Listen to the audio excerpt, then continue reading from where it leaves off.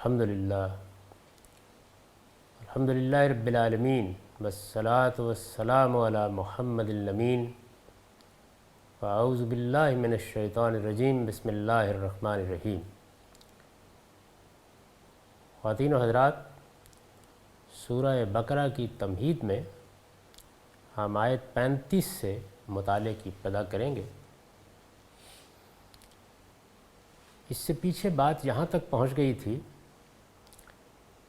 کہ آدم و حوا کو امتحان میں ڈالنے سے پہلے اللہ تعالیٰ نے ان کے سامنے اپنی دو مخلوقات کا امتحان لیا۔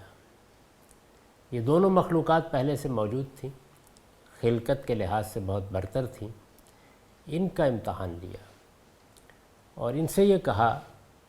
کہ میں نے آدم کو بنا دیا ہے، میں اس کو زمین کا اقتدار دے رہا ہوں، دونوں اس کے سامنے سجدہ ریز ہو جاؤ۔ فرشتے سجدہ ریز ہو گئے، ابلیس نے انکار کر دیا۔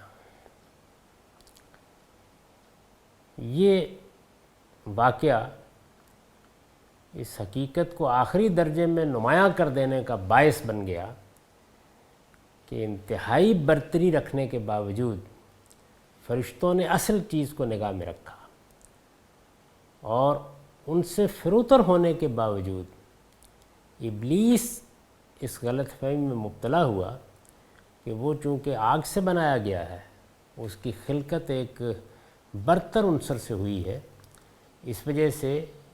یہ امتحان برپا کر کے اور اس کو سجدے کا حکم دے کر اس کی اہانت کی گئی ہے۔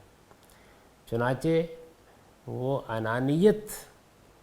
میں مبتلا ہو کر اللہ کے حکم کی خلاف ورزی کر بیٹھا۔ اس کو قرآن نے بیان کیا تھا کہ ابا واستکبر وکان من الکافرین، یعنی اس نے انکار کیا اور پھر اصل سبب بتایا کہ انکار کی وجہ کیا ہوئی، استکبار اس کی وجہ ہوئی، اور یہ ارشاد فرمایا کہ یہ انکار اور یہ استکبار ہے کہ جو اصل میں آدمی کو کفر تک لے جاتا ہے۔ ایک پوری کی پوری بات آدم کے سامنے آ گئی۔ اس کے بعد اب یہ ارشاد ہوا ہے کہ وَقُلْنَا يَا آدَمُ اسْكُنْ أَنْتَ وَزَوْجُكَ الْجَنَّةَ، یعنی یہ تو واضح ہو گیا کہ فرشتے امتحان میں کامیاب ہو گئے اور ابلیس امتحان میں ناکام ہو گیا۔ تو کامیابی کی بھی ایک صورت آدم نے اپنی آنکھوں سے دیکھ لی اور ابلیس کو ناکام ہوتے بھی اپنی آنکھوں سے دیکھ لیا۔ وَقُلْنَا يَا آدَمُ اسْكُنْ أَنْتَ وَزَوْجُكَ الْجَنَّةَ، ہم نے آدم سے کہا تم اور تمہاری بیوی دونوں اس باغ میں رہو۔ ظاہر ہے کہ اس میں جس طریقے سے الجنہ کا لفظ آیا ہے تو گویا یوں سمجھ لیجئے کہ اشارہ کر کے، یہ الف لام عہد کا ہے، اشارہ کر کے بتایا کہ اس باغ میں رہو۔ اس پر میں نے لکھا ہے یہ غالباً اسی دنیا کا کوئی باغ تھا جسے آدم و حوا کا مستقر قرار دیا گیا۔ یعنی اس باغ کے جو اوصاف بیان ہوئے ہیں، بعض دوسری جگہوں پر جس طرح اس کو واضح کیا گیا ہے، اس سے یہ معلوم ہوتا ہے کہ یہ اسی دنیا کا کوئی باغ تھا۔ آدم و حوا کا اس کو مستقر قرار دے دیا گیا تھا۔ اس میں جو امتحان انہیں پیش آیا اس سے دونوں پر یہ بات واضح ہو گئی کہ شیطان ان پر حملہ کرے گا تو کہاں سے کرے گا۔ یعنی ایک تو یہ پہلو واضح ہو گیا کہ انانیت ہے، ابلیس اسی انانیت کی وجہ سے اللہ تعالیٰ کے امتحان میں ناکام ہوا ہے۔ وہ آدم کے اندر بھی یہ چیز پیدا کرنے کی کوشش کرتا رہے گا، اور یہ وہ چیز ہے کہ جس کے لیے کوئی بہت جدوجہد بھی نہیں کرنی پڑتی۔ پھر اس باغ میں رکھ کے ایک دوسرے پہلو کو نمایاں کیا ہے۔ وہ دوسرا پہلو ہے کہ جس کو اب قرآن مجید اپنے خاص بلیغ اسلوب میں بیان کرتا ہے، اور بعض دوسری جگہوں پر جب اس کا مطالعہ کرتے ہیں تو بڑی حد تک اس کی حقیقت بھی متعین ہو جاتی ہے۔ چنانچہ فرمایا کہ دونوں اس باغ میں رہو، وَكُلَا مِنْهَا رَغَدًا حَيْثُ شِئْتُمَا، اور اس میں جہاں سے چاہو فراغت کے ساتھ کھاؤ۔ یعنی مطلب یہ ہے کہ اس میں تمہارے لیے تمام سامان زندگی موجود ہے۔ اس وقت کی جو آدم و حوا کی ضروریات تھیں وہ سب کی سب وہاں پوری ہو سکتی تھی۔ اس کو اگر موجودہ دنیا کے لحاظ سے دیکھیں تو یہ معلوم ہوتا ہے کہ کوئی ایسا خطہ ہونا چاہیے کہ جہاں نہ زیادہ گرمی ہو نہ سردی ہو، جس میں ایک اعتدال کے ساتھ اس وقت کے حالات کے لحاظ سے زندگی کی ابتدا کی جا سکے۔ یعنی لباس کی انسان کو ضرورت ہوتی ہے، شیلٹر کی ضرورت ہوتی ہے، اسی طریقے سے کھانے پینے کی ضرورت ہوتی ہے۔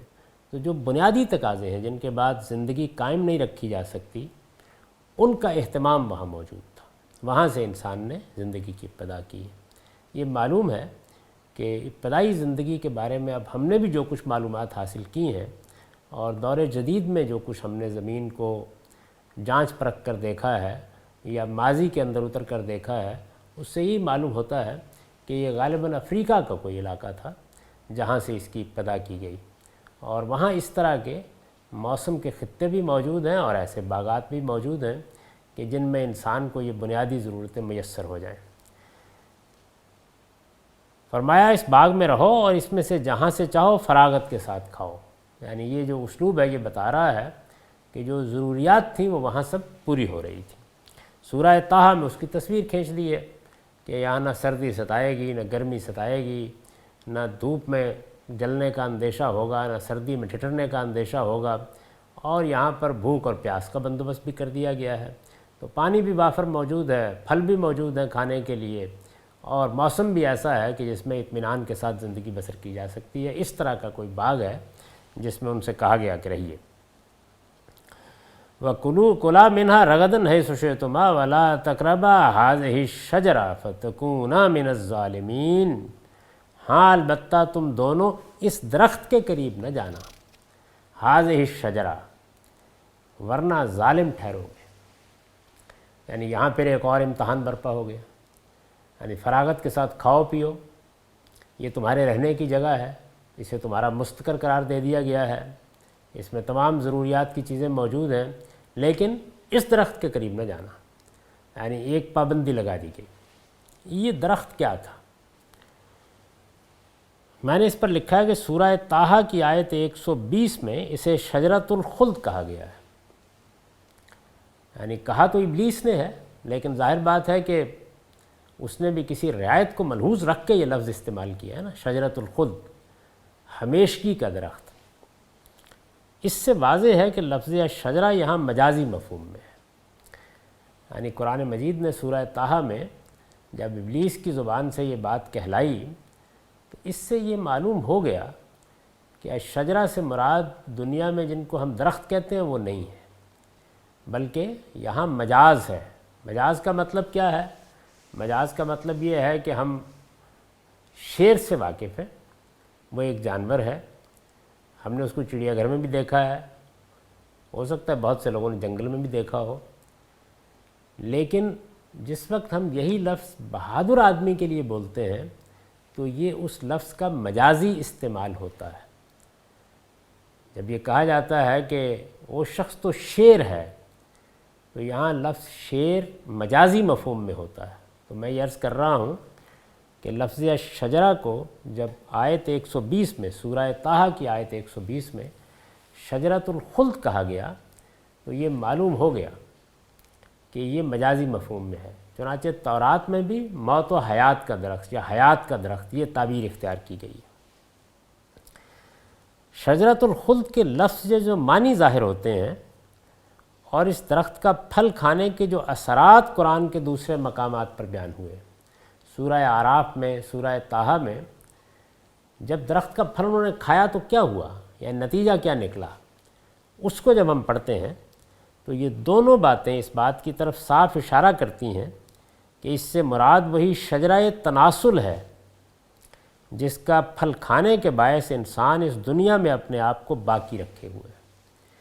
میں اس سے پہلے بھی بعض موقعوں پر یہ توجہ دلا چکا ہوں کہ قرآن مجید کے اشارات سے میں یہ سمجھا ہوں کہ اللہ تعالیٰ نے اس وقت جو تخلیق کا طریقہ رکھا ہوا ہے بالکل یہی طریقہ ابتدا میں بھی اختیار کیا گیا، اس فرق کے ساتھ کہ اب یہ معاملہ ایک مرد و عورت کے ملاپ سے شروع ہوتا ہے، ایک حقیر پانی کی بوند ہے جس سے اس کی ابتدا کی جاتی ہے، اور پھر اس کے بعد یہ مختلف مراحل سے گزرتا ہے۔ یہ جو حقیر پانی کی بوند ہے یہ بھی کہیں آسمان سے نازل نہیں ہوتی، بلکہ ہمارے وجود ہی کے اندر جو کچھ ہم کھاتے پیتے ہیں افشردہ تیار ہوتا ہے۔ جس طرح اس سے خون بنتا ہے، جس طرح اس سے گوشت اور ہڈیاں بنتی ہیں، بالکل اسی طریقے سے اس سے وہ پانی کا حقیر قطرہ بھی بن جاتا ہے، یا اگر عورت کے لحاظ سے دیکھیے تو بیضہ انثیٰ بھی بن جاتا ہے۔ یعنی اللہ تعالیٰ نے ایک مشین ہے جو ہمارے اندر بنا رکھی ہے، جو یہ پروڈیوس کر دیتی ہے، اس چیز کو پیدا کر دیتی ہے، وہ ہماری آنکھوں کے سامنے ہوتا ہے۔ یعنی ایسی چیز نہیں ہے کہ چھپی ہوئی ہوتی ہے، وہ پیدا ہو جاتا ہے۔ اجزاء وہی ہیں، وہی اجزاء جن سے خون بن رہا ہے، وہی اجزاء جس سے ہماری نشو و نما ہو رہی ہے، ان اجزاء سے بھی ہم واقف ہیں، لیکن انہی کی تالیف سے ہمارے جسم کے اندر یہ چیز پیدا ہوتی ہے کہ ایک قطرہ آب بن گیا، ایک بیضہ انثیٰ بن گیا، پھر اس کے ملاپ کا ایک طریقہ اللہ تعالیٰ نے برپا کر رکھا ہوا ہے، اور اس سے استقرار کے بعد انسان کی تخلیق کی ابتدا ہو جاتی ہے۔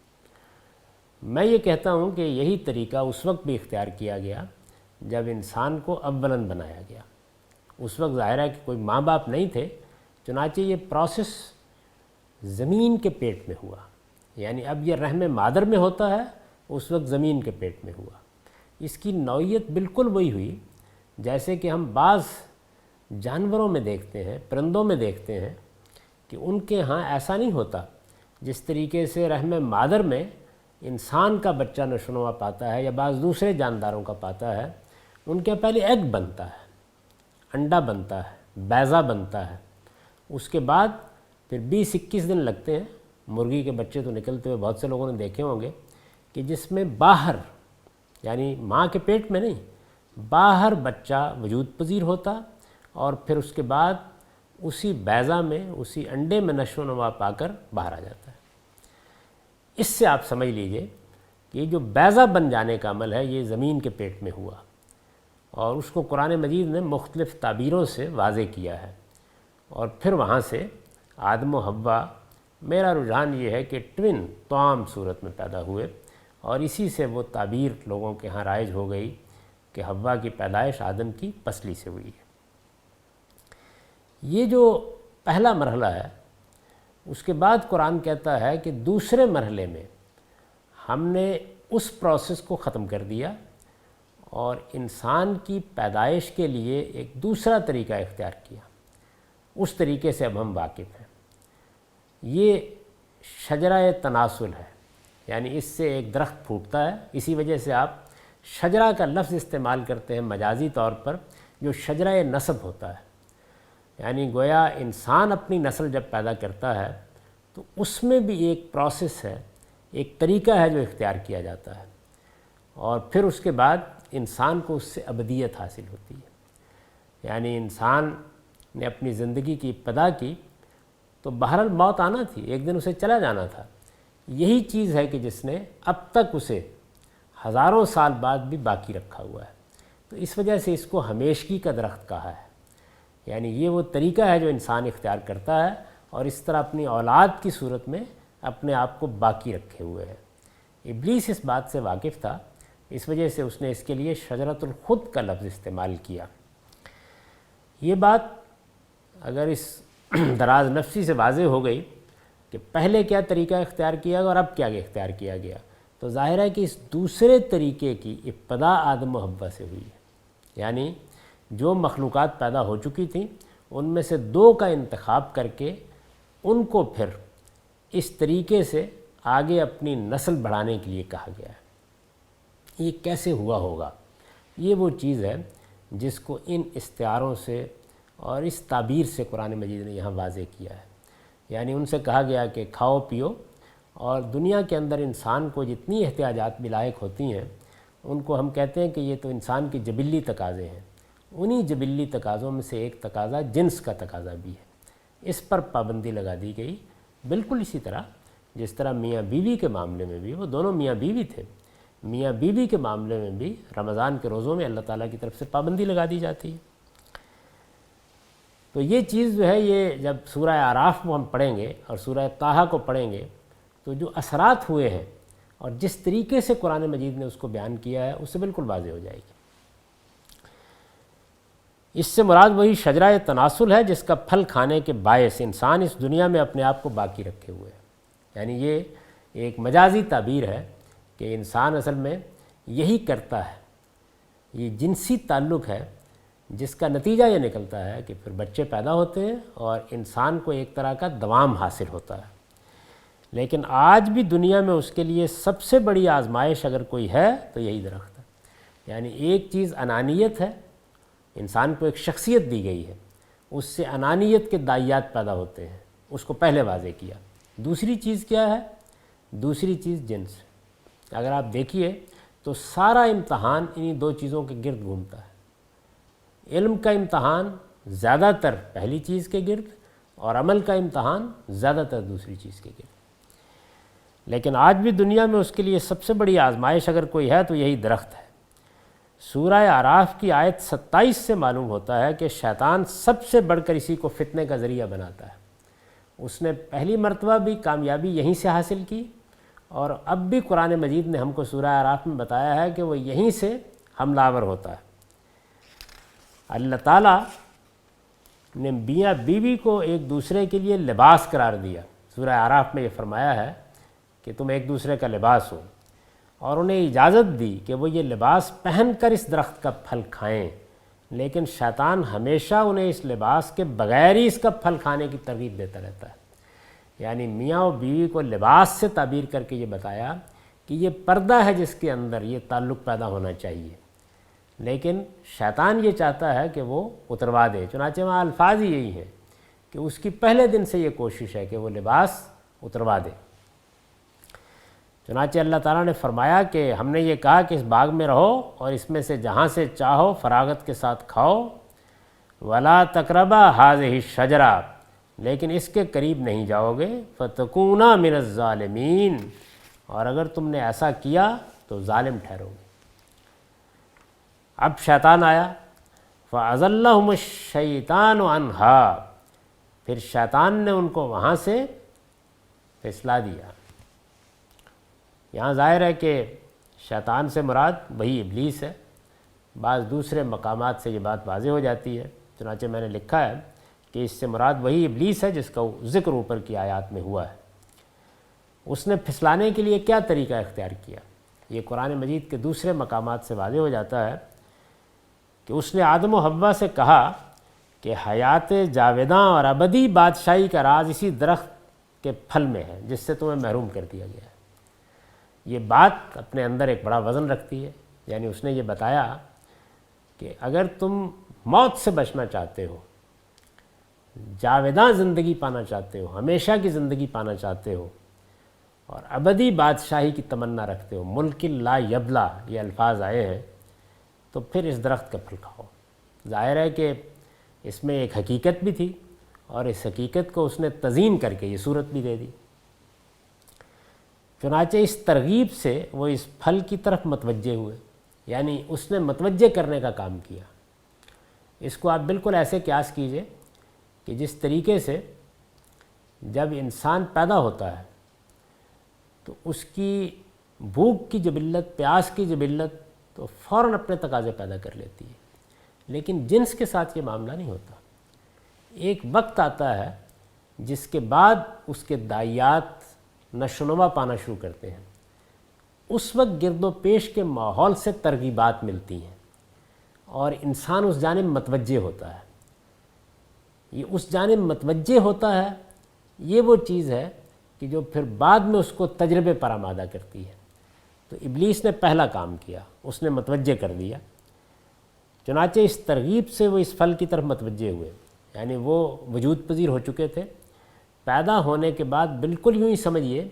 کہ جس طرح اب انسان کا بچہ پیدا ہونے کے بعد 15-20 سال کے مختلف مراحل سے گزرتا ہے، بچپن لڑکپن کے مراحل سے گزرتا ہے، اس کے بعد وہ جبلت نمودار ہوتی ہے۔ تو یہ وہاں پر بھی ہو رہی تھی، چونکہ اللہ تعالیٰ نے جس طرح کہ دوسری جگہ بتایا ہے کہ اب انسان کے اندر یہ صلاحیت رکھتی، اور اس کے لیے ظاہر ہے کہ دونوں کا ملاپ ضروری تھا، تو اس کا داعیہ جنسی جبلت کی صورت میں ان کے اندر ودیت کر دیا۔ ایک خاص وقت میں یہ چیز آپ سے آپ ظہور پذیر ہوتی ہے، لیکن پہلے تجربے کے لیے ایک خارج کی ترغیب چاہیے ہوتی، جو اب ظاہر ہے کہ ماحول دے دیتا ہے، یا معلومات دیتی ہیں، یا علم دے دیتا ہے، یا آپ کے دوست احباب دے دیتے ہیں۔ تو اس موقع پر شیطان نے اس طرف، ابلیس نے توجہ دلائی، تو وہ متوجہ ہوئے، اور جب متوجہ ہوئے تو چونکہ جسمانی نشو و نما وہاں پہنچ چکی تھی کہ جہاں پر جیسے ہی توجہ ہوتی ہے تو اندر سے ایک ہیجان کی کیفیت پیدا ہونی شروع ہو جاتی ہے، اور اس کی خواہش میں جو غیر معمولی کیفیت انسان پر طاری ہو جاتی ہے، اس سے مغلوب ہو کر شیطان کے فریب میں آ گئے۔ یعنی پھر انہوں نے وہ پھل کھایا، چنانچہ میں نے لکھا اور یہ پھل کھا بیٹھے۔ یعنی ایک جو توجہ کا عمل ہوتا ہے، اس نے اس چیز کو انگیخت کیا جو اندر ودیت ہے، اور پھر وہ ہیجانی کیفیت طاری ہونی شروع ہو گئی جو انسان پر اس جبلت کے تقاضوں کو پورا کرنے کے لیے طاری ہوتی ہے، اور اس کیفیت میں جس طرح وہ خود فراموش سا ہو جاتا ہے، اس کیفیت میں نسیا ولم نجد لہو عزما، جس کو قرآن نے بیان کیا ہے، یعنی بھول گیا، وہ کیفیت طاری۔ ایک بھول جانا وہ ہے کہ جب ہماری یادداشت سے کوئی چیز محو ہوتی ہے، اور ایک خود فراموشی کی ایک کیفیت ہوتی ہے جو طاری ہو جاتی ہے، اس سے ہم سب واقف ہیں۔ تو یہ کیفیت طاری ہو گئی، اور اس سے مغلوب ہو کر شیطان کے فریب میں آ گئے اور یہ پھل کھا بیٹھے۔ فَأَزَلَّهُمَا الشَّيْطَانُ عَنْهَا فَأَخْرَجَهُمَا مِمَّا كَانَ فِيهِ، پھر شیطان نے ان کو وہاں سے پھسلا دیا، اور جس حالت میں وہ تھے اس سے انہیں نکلوا کر چھوڑا۔ وَقُلْنَا اهْبِطُوا بَعْضُكُمْ لِبَعْضٍ عَدُوٌّ، اور ہم نے کہا یہاں سے اتر جاؤ۔ یعنی وہ ایک باغ میں تھے، ارشاد فرمایا کہ اہبتو، جاؤ اترو، بعضکم لبعض عدو، اب تم ایک دوسرے کے دشمن ہو۔ یہ جو فرمایا اتر جاؤ، تو اس سے لوگوں کو یہ خیال پیدا ہوا کہ یہ جنت آسمان میں ہوگی، جبکہ یہ عربی زبان کا عام اسلوب ہے، یہ لفظ کسی دوسری جگہ چلے جانے کے لیے استعمال ہوتا ہے۔ چونکہ قدیم زمانے میں لوگ سواری پر ہوتے تھے، اونٹ پر سوار ہیں، گھوڑے پر سوار ہیں، گدھے پر سوار ہیں، تو اترتے تھے کہیں جا کر جب کسی دوسری جگہ جاتے تھے، اس سے یہ لفظ پیدا ہوا، اور پھر بعد میں وسعت کے ساتھ استعمال ہونے لگ گیا۔ چنانچہ دیکھیے میں نے اس کی مثال دے دی ہے، میں نے لکھا ہے کہ اصل میں لفظ اہبتو استعمال ہوا ہے، اس میں اترو کا مفہوم وہی ہے جو اسی سورہ کی آیت 61 کے الفاظ اہبتو مصرن میں ہے۔ یعنی وہاں بنی اسرائیل کو آگے آپ دیکھیں گے مخاطب کر کے یہ کہا ہے، جب انہوں نے کہا کہ ہمیں تو پیاز چاہیے اور لہسن چاہیے اور مسور چاہیے، تو فرمایا اہبتو مصرا، پھر جاؤ کسی مصر میں جا اترو۔ اب ظاہر ہے کہ وہاں پر انہوں نے آسمان سے تو نہیں اترنا تھا، بالکل وہی فعل استعمال کیا ہے، تو یہ اس معنی میں استعمال ہوا ہے، یعنی اے آدم و حوا اور ابلیس، تم سب اس باغ سے نکل کر زمین میں اتر جاؤ، زمین میں اتر جاؤ، اس مفہوم میں یہ فعل استعمال کیا گیا ہے۔ ہم نے کہا یہاں سے اتر جاؤ، اب تم ایک دوسرے کے دشمن ہو۔ اس پر میں نے لکھا ہے یعنی ابلیس تمہارا دشمن ہے اور تم اس کے دشمن ہو، تمہارے اور اس کے درمیان فطری تعلق دشمنی کا ہے، لہذا تم کو ہمیشہ اسے اپنا دشمن ہی سمجھنا چاہیے۔ یہ جو فرمایا تھا نا کہ بعضکم لبعض عدو، تو یہ چیز بیان کرنا مقصود، یعنی اس نے یہاں پہ دشمنی ظاہر کر دی ہے، اس نے اب چیلنج دے دیا ہے، یہاں تفصیلات نہیں ہیں۔ قرآن مجید نے اپنے اسلوب کے مطابق یہاں اجمال سے اس بات کو بیان کیا ہے، اور اس طرح گویا ہمیں بھی یہ تعلیم دی ہے کہ قرآن مجید جب دوسری جگہوں پر کسی چیز کو بیان کرتا ہے تو اس کی روشنی میں ہم اس اجمال کو تفصیل میں بدل لیں۔ خود قرآن نے یہ بیان بھی کیا ہے کہ کتاب احکمت آیاتہ ثم فصلت من لدن حکیم خبیر، تو اگر آپ اس آدم و ابلیس کے قصے کو بھی پڑھیں گے تو دوسری جگہوں پر اس کے بہت سے مضمرات بالکل کھل کر سامنے آ جائیں گے۔ یہاں پر الفاظ ایسے ہیں کہ جن میں دوسرے احتمالات پیدا کیے جا سکتے ہیں، لیکن جب ہم وہاں سے اس کی تفصیل کو جان لیتے ہیں تو یہ بالکل واضح ہو جاتا ہے کہ اصل میں کیا معاملہ پیش آیا ہے، اور پھر اس کا خلاصہ اپنے سامنے رکھ لیجئے۔ یعنی پہلا مرحلہ وہ تھا کہ جس میں رحم مادر میں وہ مراحل گزرے، معاف کیجیے گا زمین کے پیٹ میں وہ مراحل گزرے جو اب رحم مادر میں گزرتے ہیں، انسان کی تخلیق ہوئی، اور پھر اس کے بعد نہیں کہا جا سکتا کہ بہت سی نسلیں پیدا ہوئیں یا ایک ہی ہوئی، بہرحال اس پہلے مرحلے کے بعد پھر جو لوگ پیدا ہوئے ان کے اندر سے دو کا انتخاب کر کے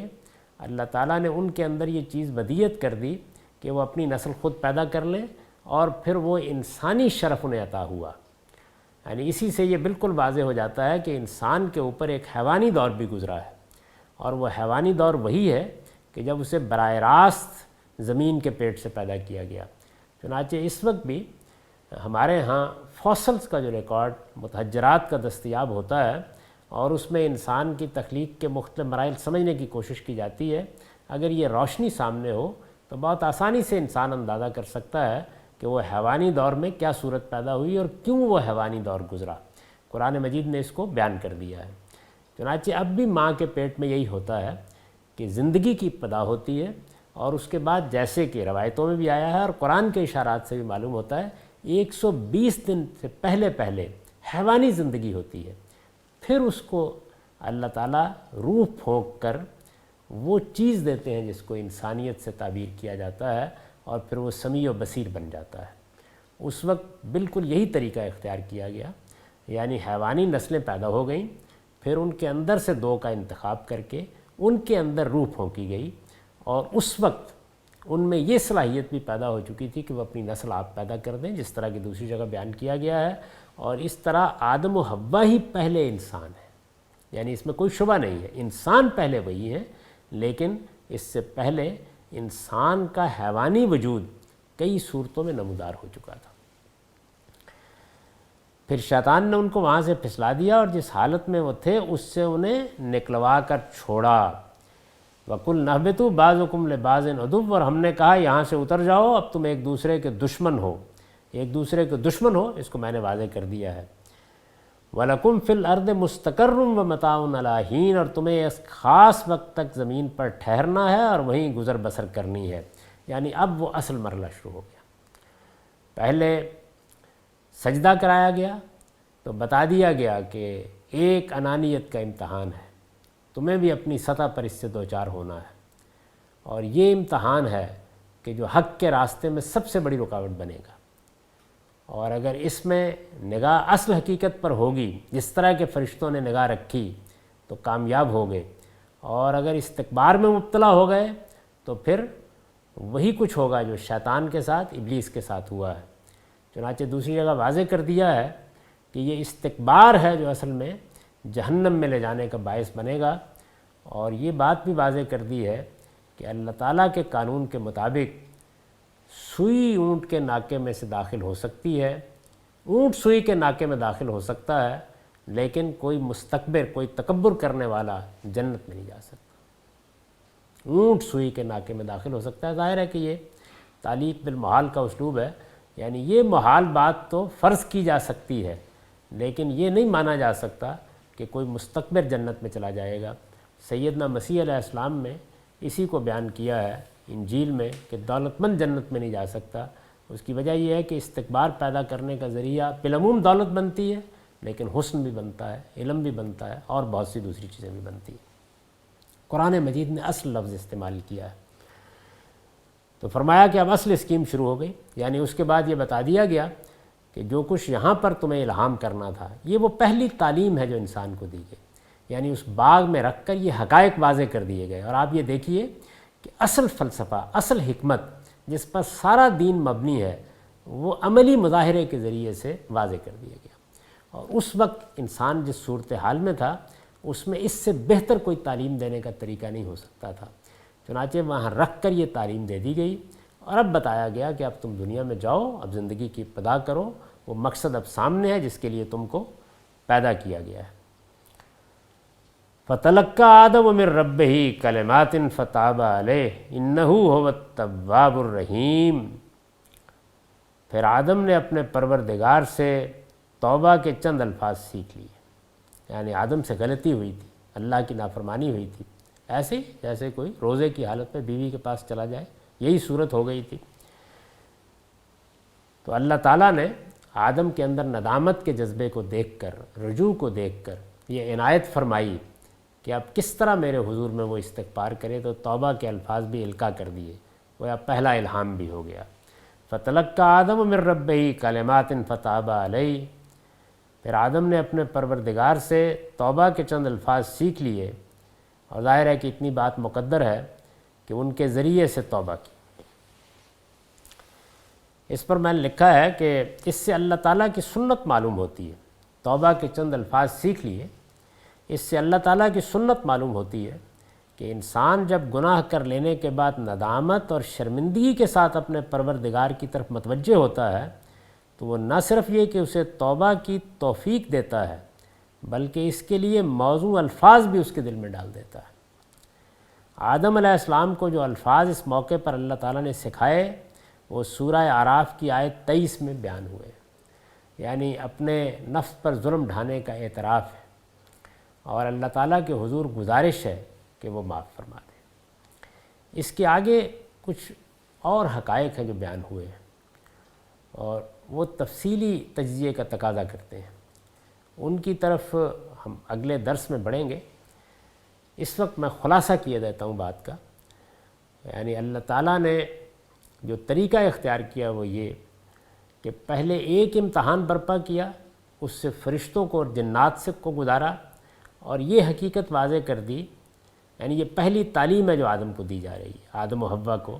یہ حقیقت واضح کر دی کہ انانیت کا امتحان ہوگا، اور اس میں ناکام ہو گئے تو پھر گویا یوں سمجھ لیجئے کہ ہمیشہ کے خسران میں مبتلا ہو گئے۔ اس کے بعد پھر ایک دوسرا امتحان برپا کیا، وہ چیز پیدا ہو چکی تھی جس کو کچھ ابھارنے کی ضرورت تھی۔ ابلیس نے اپنی باتوں سے آدم و حوا کو اس جانب متوجہ کیا، اور چونکہ پابندی لگ چکی تھی تو اس وجہ سے ان کو ترغیب دی کہ حیات جاوداں کا راز اسی میں ہے، یہ شجرۃ الخلد ہے، ہمیشگی کا درخت ہے، یہ ملک لا یبلا ہے، یہ ابدی بادشاہی ہے۔ چنانچہ وہ جب اس کی باتوں میں آ کر اس جانب متوجہ ہوئے تو وہ داعیات جو پہلے سے انسان کے اندر موجود ہیں وہ ہیجان کے ساتھ نمودار ہو گئے، خود فراموشی کی ایک کیفیت طاری ہوئی، اور پھر انہوں نے اللہ تعالیٰ کے حکم کی خلاف ورزی کر ڈالی۔ لیکن اس سے یہ بالکل واضح ہو گیا کہ یہ دوسرا امتحان ہے جس میں یہ حقیقت ان دونوں کے اوپر روشن کر دی گئی کہ انانیت ایک چیز ہے اور جنس دوسری چیز ہے، دونوں ہی مذلہ قدم ہوں گی، اور ان دونوں ہی کے معاملے میں تم کو محتاط رہنا ہے۔ یہاں اس کا موقع نہیں ہے، یہ چیز سورہ سجدہ وغیرہ میں زیر بحث آئے گی۔ یہ جو میں نے ساری تقریر آپ کے سامنے کی ہے کہ اللہ تعالیٰ نے تخلیق کا طریقہ کیا اختیار کیا، اگر اس کو پوری طرح سمجھ لیا جائے قرآن مجید کی روشنی میں تو پھر وہ حقیقت واضح ہو جاتی ہے جو ڈارون کے لیے مذلہ قدم ہوئی ہے،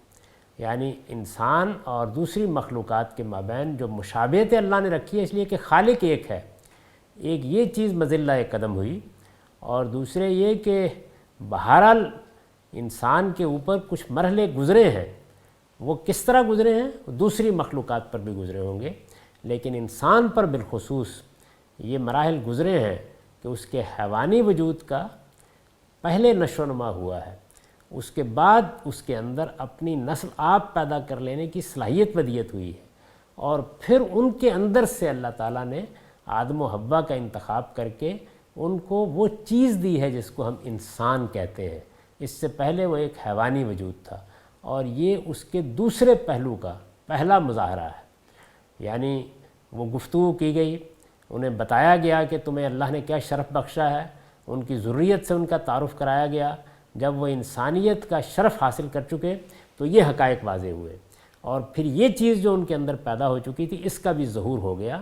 اور اس طرح اس باغ میں یہ حقیقت بالکل واضح ہو گئی کہ انسان کے لیے اصل تعلیم کیا ہے، اسے کن چیزوں کو سمجھنا ہے،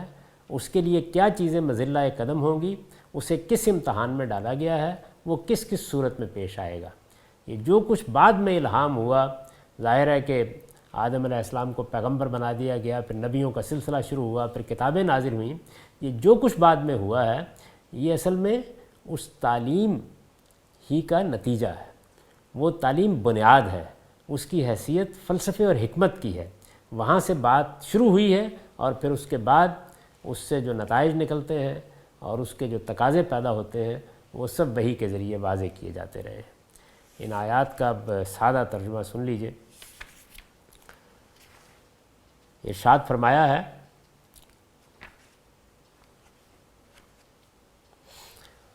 اور ہم نے آدم سے کہا تم اور تمہاری بیوی دونوں اس باغ میں رہو،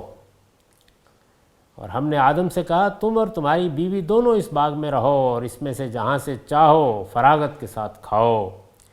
ہاں البتہ تم دونوں اس درخت کے پاس نہ جانا ورنہ ظالم ٹھہرو گے۔ پھر شیطان نے ان کو وہاں سے پھسلا دیا اور جس حالت میں وہ تھے اس سے انہیں نکلوا کر چھوڑا، اور ہم نے کہا یہاں سے اتر جاؤ، اب تم ایک دوسرے کے دشمن ہو اور تمہیں ایک خاص وقت تک زمین پر ٹھہرنا ہے اور وہیں گزر بسر کرنی ہے۔ پھر آدم نے اپنے پروردگار سے توبہ کے چند الفاظ سیکھ لیے اور ان کے ذریعے سے توبہ کی، تو اس کی توبہ اس نے قبول کر لی، بے شک وہ بڑا معاف فرمانے والا ہے، اس کی شفقت ابدی ہے۔